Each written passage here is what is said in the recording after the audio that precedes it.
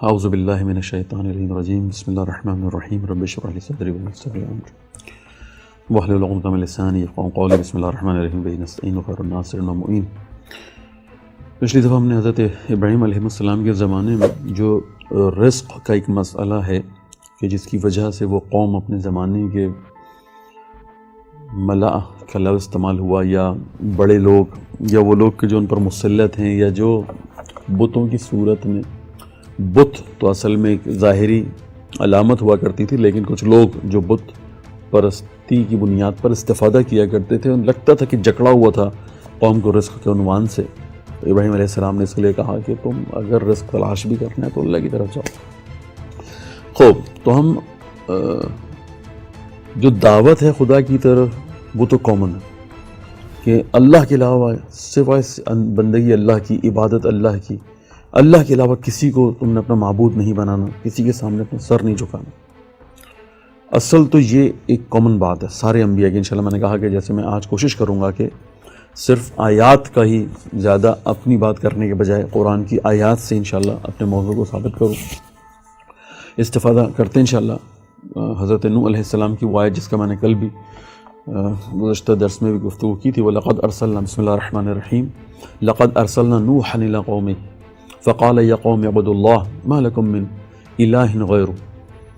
انی اخاف علیکم عذاب یوم عظیم۔ ہم نے نوح کو ان کی قوم کی طرف بھیجا، بس انہوں نے کہا اے میری قوم، تم اللہ ہی کی عبادت کرو، اس کے سوا تمہارا کوئی معبود نہیں ہے، مجھے تمہارے بارے میں ایک عظیم دن کے عذاب کا ڈر ہے۔ آیت نمبر 59 تھی یہ سورہ شعراء کی، سورہ شعراء۔ قال الملأ، وہی بات، ان کے قوم کے سردار کیا کہہ رہے ہیں؟ اِنَّا لَنَرَاكَ فِي ضَلَالٍ مُبِينٍ، کہ ہم تو آپ کو کھلی گمراہی میں، ہم تو آپ کو دیکھ رہے ہیں آپ تو کافی گمراہ ہیں، کھلی گمراہی میں ہیں آپ۔ کیا جواب دیتے ہیں؟ قَالَ يَا قَوْمِ لَيْسَ فِي ضَلَالَةٌ لَيْسَ بِي ضَلَالَةٌ وَلَكِنِّي رَسُولٌ مِّن رَّبِّ الْعَالَمِينَ۔ وہی سورہ شعراء انشاءاللہ ترتیب کے ساتھ چل رہی ہے۔ 61ویں آیت ہے، 61 آیت نمبر 61 سورہ شعراء، سورہ اعراف، معذرت، یہ سورہ اعراف کی تھی، پچھلی بھی جو حضرت نوح علیہ السلام کی پڑھی وہ بھی سورہ اعراف کی تھی، اور یہ بھی سورہ اعراف کی ہے۔ قال یا قوم لیس بی ولکن ضلالۃ، یعنی ضلالۃ، میری قوم مجھ میں کوئی گمراہی نہیں، ولکنی رسول من رب العالمین، بلکہ عالمین کے پروردگار کی طرف سے میں ایک رسول ہوں۔ ابلغکم رسالات ربی، یا ابلغکم رسالات ربی وانصح لکم وعلم من اللہ ما لا تعلمون، میں اپنے رب کے پیغامات تمہیں پہنچاتا ہوں اور تمہیں نصیحت کرتا ہوں، میں اللہ کی طرف سے وہ کچھ جانتا ہوں جو تم نہیں جانتے۔ اس کے بعد 63، کیا تمہیں اس بات پر تعجب ہے یا اس بات پر تعجب ہوا ہے کہ خود تم میں سے ایک شخص کہ تمہارے رب کی طرف سے تمہارے لیے نصیحتیں آئیں؟ ابراہیم علیہ السلام کے زمانے میں نے کہا کہ رزق کا مسئلہ اٹھایا، حضرت نوح علیہ السلام نے ایک اور مسئلہ اٹھایا اور کہا کہ کیا تمہیں اس بات پر تعجب ہوا ہے، یہ ہے 63 نمبر آیت سورہ اعراف کی، کیا تمہیں اس بات پر تعجب ہوا ہے کہ خود تم میں سے ایک شخص کے پاس تمہارے رب کی طرف سے تمہارے لیے نصیحت آئی تاکہ وہ تمہیں تنبیہ کرے؟ مگر اگلی آیت، مگر ان لوگوں نے اس کی تکذیب کی تو ہم نے انہیں اور کشتی میں سوار ان کے ساتھیوں کو بچا لیا، اور جنہوں نے ہماری آیات کی تکذیب کی تھی انہیں غرق کر دیا کیونکہ وہ اندھے لوگ تھے۔ کیا اشارہ دیا یہاں پر؟ اشارہ یہ دیا کہ تم مجھے اس لیے نہیں مان رہے ہو کہ میں تم میں سے آ گیا ہوں۔ یہ ایک بہت بڑا مسئلہ تھا حضرت نوح علیہ السلام کے زمانے کا۔ 950 سال اپنے سامنے حضرت نوح کو گھومتے ہوئے دیکھتے رہے، اور یقین تھا کہ یہ تو ہماری طرح گھومتے ہیں بازاروں میں، ہم اتنا کھاتے ہیں، اور بہت ہی غریب سے لوگ جو ہیں وہ ان کے پیچھے ان کی اطاعت کر رہے ہیں، ان کے ماننے والے ہیں، ان کے خدا کی عبادت کرنے والے لوگ غریب ہیں، اور یہ تو ہم میں سے ہی ہے، ہم میں سے ہی ہے۔ یعنی ایک بڑا مسئلہ ان کے لیے ان کی گمراہی کا سبب بن رہا ہے۔ جیسے کہا کہ ابراہیم علیہ السلام کے زمانے رزق، کہ جو عام لوگوں سے ان کے زمانے میں ہم جیسا ہو جانا، کیا ہم جیسے ہی، یعنی کیا مطلب یہ ہے کہ یہ آپ کے زمانے کی اگر ہم بات کریں تو یہ بھی وہ پروٹوکول ڈھونڈ رہے تھے کہ اگر یعنی کوئی شخصیت آئی ہے اور وہ اللہ کی طرف سے ہے تو پھر تو اس پروٹوکولز کے ساتھ ہونا چاہیے اس کو، جیسے کہ رسول اللہ کے زمانے میں ہوا کہ فرشتے کیوں نہیں آئے، تو آپ جو ہیں وہ اس طرح اکیلے کیوں گھوم رہے ہیں، تو بازاروں میں ہم اتنا گھومتے ہیں اور کھاتے ہیں اور پیتے ہیں، بالکل یہی بات۔ کیا آپ کے وہ پروٹوکولز کہاں ہیں؟ آپ کے محافظین کہاں ہیں؟ تو آپ کے وہ بینک بیلنس نظر نہیں آتا، تو آپ کی گاڑیاں، آپ کے محافظ اور آپ کی گاڑیاں اور اس طرح کا ایک سلسلہ نظر نہیں آتا، یا آپ روحانی شخصیت ہو جاتے ہیں، یہ جسمانی شخصیت کیوں ہیں؟ آپ کو تو نور آپ کے چاروں طرف ہونا چاہیے تھا، یا پھر آپ جو ہیں وہ زمین پر چل رہے ہیں، آپ تو یہاں ہواؤں میں چل رہے ہوتے، یعنی آپ ہمارے جیسے ہی۔ یہ دوسری بڑی وجہ میں نے بتائی آپ کو کہ نوح نے کہا کہ نہ ماننے کی وجہ شاید یہ ہو کہ تم مجھے اپنی جیسا سمجھ رہے ہو، یا دوسرے لفظوں میں کیونکہ میں تم میں سے اٹھا ہوں اس لیے تم مجھے نہیں مانتے ہو۔ بڑی وجہ یہ بھی ہے کہ ہم آپ کے زمانے میں، ہم اپنے زمانے میں کسی سمجھدار آدمی کا انکار صرف اس بنیاد پہ کر دیں کہ ہم یہ دیکھیں کہ جو پروٹوکول نظر آنا چاہیے کسی بڑی شخصیت کے اندر وہ نظر نہیں آتا، اور ہم سب پروٹوکول ڈھونڈ رہے ہوں شخصیات کے اندر، اور بہرحال یہ غفلت کا سبب بنتا ہے کہ انسان جو ہے وہ اپنے زمانے کے سمجھدار لوگوں سے محروم رہ جاتا ہے، کیونکہ وہ اس کے اندر وہ پروٹوکولز نہیں ڈھونڈ رہا ہوتا۔ بہرحال یہ بھی ایک وجہ ہے گمراہی کی کہ جس کا تذکرہ میں نے نہیں، حضرت نوح علیہ السلام کی زبانی قرآن کے اندر سورہ شعراء کی آیت نمبر 63 میں ہوا ہے۔ اس کے بعد آگے بڑھیں، عاد کی طرف آ جائیے، یہ وہی سورہ اعراف ہی ہے اور 65 آیت نمبر 65 ہے، اور قوم عاد کی طرف ہم نے انہی کی برادری کے ایک فرد کو یعنی ہود کو بھیجا۔ انہوں نے کہا اے میری قوم، اللہ ہی کی عبادت کرو، اس کے سوا تمہارا کوئی معبود نہیں ہے، کیا تم ہلاکت سے بچنا نہیں چاہتے ہو؟ عاد کا مسئلہ بھی، قوم عاد کا مسئلہ بھی وہی ہے کہ ہود آ گیا اور وہ تو ہمارے جیسے ہی ہیں۔ یا قوم عبد اللہ، وہی بات کہی کہ عبادت کرو اللہ کی، لیکن یہاں پر بھی کیونکہ آپ ہمارے اندر سے نکل کے آئے ہیں تو یہ بھی ان کے لیے بڑا مسئلہ بن رہا ہے۔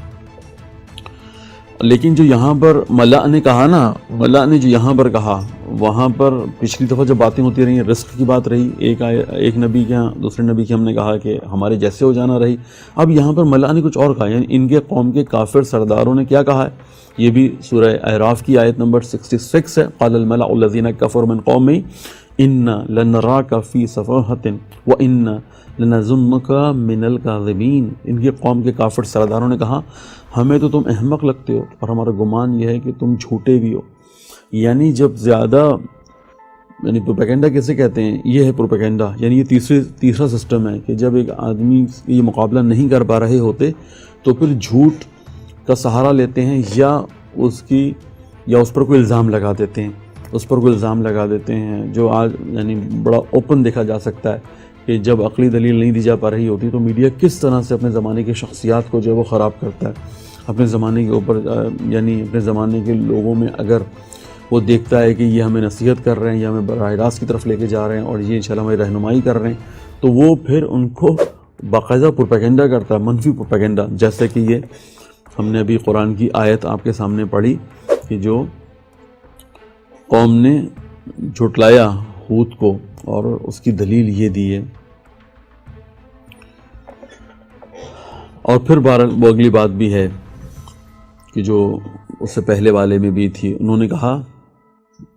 جواب میں کیا کہا نبی اللہ نے، انہوں نے کہا کہ اے میری قوم، میں احمق نہیں ہوں بلکہ میں تو رب العالمین کا رسول ہوں۔ اب کیونکہ سادہ اور اچھے انداز میں تمہیں بات کر رہا ہوتا ہوں، میں فلسفیانہ لہجہ نہیں اپناتا، میں کوئی مشکل مطالب بیان نہیں کرتا، اس لیے تم جو ہے وہ میری طرف سفاہت کی، بے وقوف ہونے کی جو نسبت دے رہے ہو۔ کہا نہیں، میں تو، انہوں نے کہا میری قوم، میں احمق نہیں ہوں بلکہ میں تو رب العالمین کا رسول ہوں، میں تمہیں اپنے رب کے پیغامات پہنچاتا ہوں اور میں تمہارا ناصح اور امین ہوں۔ کیا تم اس بات پر تعجب ہوا کہ خود تم میں سے ایک شخص کے پاس تمہارے رب کی طرف سے تمہاری نصیحت آئی ہے؟ یہ بالکل وہی بات ہے یہ جو اس سے پہلے حضرت نوح علیہ السلام کے زمانے میں ہوئی، تاکہ وہ تمہیں تنبیہ کرے اور یاد کرو جب قوم نوح کے بعد اس نے تمہیں جانشین بنایا اور تمہاری جسمانی ساخت میں وسعت دی، پس اللہ کی نعمتوں کو یاد کرو شاید تم فلاح پاؤ۔ یہ مخاطب آخر میں مخاطب آیت جو ہے وہ خود نبی خدا سے ہو گئی ہے کہ ہم نے جو ہے وہ آپ کو ایک مضبوط اور جسمانی لحاظ سے بہت مضبوط قوم بنایا۔ لیکن وہ جو اوپر والا ہے، اصل میں ہمارا شاہد موضوع یہاں پر وہی ہے کہ جو 69 آیت کے شروع میں کہا کہ تمہیں شاید اسی بات کا تعجب ہو رہا ہے کہ کیوں تم میں سے ایک فرد نکلا ہے کہ جو تمہیں نصیحت کر رہا ہے اور وہ نبی ہے اور تم اس کو ماننے کے لیے تیار نہیں ہے۔ انہوں نے کہا کہ کیا تم آیت نمبر 70 سورہ اعراف، انہوں نے کہا کیا تم ہمارے پاس اس لیے آئے ہو کہ ہم خدا واحد کی عبادت کریں اور جن کی ہمارے باپ دادا پرستش کرتے تھے انہیں چھوڑ دیں، یہاں ایک نیا موضوع شروع ہو گیا. یعنی ایک دلیل وہ بھی دی کہ کیونکہ ہم تم میں سے ہیں تو ہمیں قبول نہیں کرتے. اب ایک دلیل کا اضافہ ہو گیا، ہمارے باپ دادا ان کا کیا ہوگا جن کے ابھی تک ہم، یہ ایک بہت بڑا مسئلہ ہے. دیکھیں جن ثقافتوں میں، جن کلچرز میں آپ رہ رہے ہیں، آپ وہاں محسوس کر رہے ہوں گے کہ بہت سارے کام ہم عقلی بنیادوں پہ نہیں کر رہے ہوتے، فکری بنیادوں پہ نہیں کر رہے ہوتے. ہم نے کسی بھی چیز کو پڑھا نہیں ہے، سمجھا نہیں. کتنے لوگ ہیں جو کہتے ہیں کہ ہم نے کسی بھی فرقے کو، مذہب کو، کسی فکر کو، کسی نظریے کو پڑھ کے سمجھ کے جو ہے نا اس پر عمل کر رہے ہیں. ہم اصل میں اپنے سلف جو گزر گیا ہے، جو لوگ گزر گئے ہیں، ہمارے آباء اور اجداد، ہم انہی کے دین پر ہیں. ابھی تک جو انہوں نے سمجھایا تھا وہی چل رہا ہے. اور جب کوئی بات ایسی لگتی ہے کہ یہ ٹکرا جاتی ہے ہمارے آباء و اجداد کے نظریات سے، وہاں پر ہم رک جاتے ہیں. چاہے وہ قرآن کہہ رہا ہو، چاہے وہ انبیاء کہہ رہے ہوں، چاہے وہ ائمہ کہہ رہے ہوں، اور وہ چاہے ہمارے زمانے کے مجتہدین اور فقہا کہہ رہے ہوں.